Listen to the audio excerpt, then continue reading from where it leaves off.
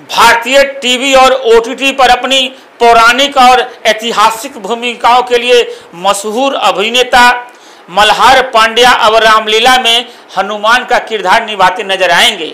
मल्हार ने राधा कृष्ण सीरियल में कृष्ण, वीर हनुमान में सूर्यदेव और कई अन्य शो में अपनी दमदार अदाकारी से अपनी अलग पहचान बनाई है। वह जल्द ही दिल्ली की मशहूर लव कुश रामलीला में हनुमान जी की भूमिका में नजर आएंगे। उनके इस नए किरदार के बारे में हमने मल्हार पांड्या से बातचीत की है, देख लीजिए। नमस्कार, मैं आर.के. जायसवाल और आप देख रहे हैं जनमत की पुकार। लाल किला की सबसे मशहूर रामलीला, देश की सबसे मशहूर रामलीला लव कुश रामलीला, उसके हनुमान का जो किरदार करने वाले उनसे हम आपको मिलवाएंगे मल्हार पांड्या जी से। मल्हार पांड्या जी, कैसा लग रहा है आपको? हनुमान जी के गेटअप में बिल्कुल दिख रहे हैं। हमेशा से हनुमान जी का गेटअप लेके जो पावर मिलती है वो पावर फील कर रहा हूँ मैं अभी, और जो आत्मविश्वास होता है वो फील कर रहा हूँ मैं। कब से किरदार कर रहे हैं हनुमान जी का? ये बजरंगबली की कृपा है, श्री राम की कृपा है कि ये मैं तीसरी बार निभा रहा हूँ। सबसे पहले भी मैं जो आपको अगर याद हो, ऑब्वियसली याद ही होगा आपको, कि सबसे पहली जो रामायण थी वो किन्होंने बनाई थी? तो वहाँ उनने नहीं, दारा सिंह जी ने तो किरदार प्ले किया था हनुमान जी का, और उनके बेटे हैं मोतीलाल सागर। उन्होंने और एक रामायण बनाई थी 2011 में जो ZTV पे आती थी, उसमें मैं हनुमान प्ले करता था। तो वो मेरा पहली बार हनुमान था जो मैं हनुमान जी मैं प्ले कर रहा था।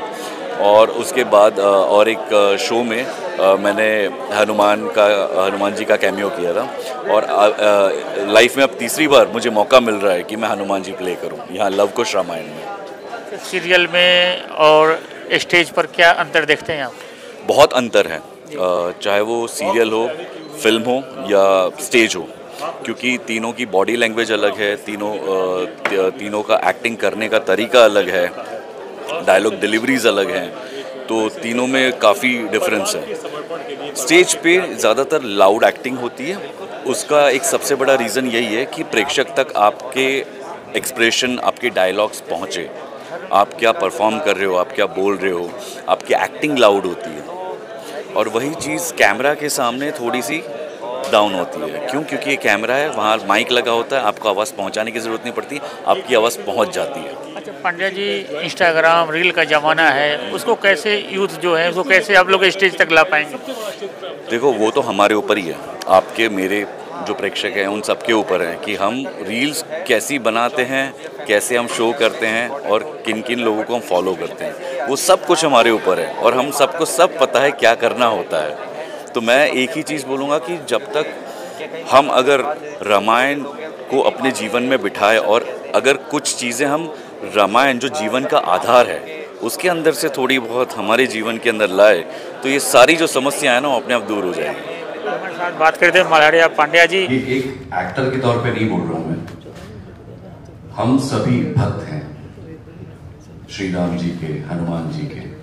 जब ये दोहा, सबसे पहली चीज आपने दोहा बहुत अच्छा सुनाया अभी, थैंक यू सो मच। उस वक्त एक ऐसी फील आती है जब एक बेटा अपनी लाचार माँ को देख रहा होता है और वो कुछ कर नहीं पा रहा होता है, तो वो एक जो फीलिंग है, तो अपने आप आंसू आपके बह के बाहर आ जाते हैं जब आप इन शब्दों को समझते हैं या समझने की कोशिश करते हैं, या वो भाव अपने आप आ जाता है उसके अंदर कि एक बेटा इतना निर्बल अपने आप को महसूस कर रहा है कि वो माता को बता भी नहीं पा रहा है कि माता मैं आपके पास हूं फिलहाल। ये दोहे के बाद हनुमान जी नीचे आते हैं सीता मैया के सामने, और सीता मैया के साथ बातचीत होती है उनकी। तभी भी वो कहते हैं कि मैं आपको अभी मेरे प्रभु श्री राम के पास मैं अभी आपको लेके जा सकता हूँ। बट माता सीता कहती कि नहीं, ये कर्तव्य उनका है, वो वही करेंगे, उनकी पत्नी को वही लेके आएंगे।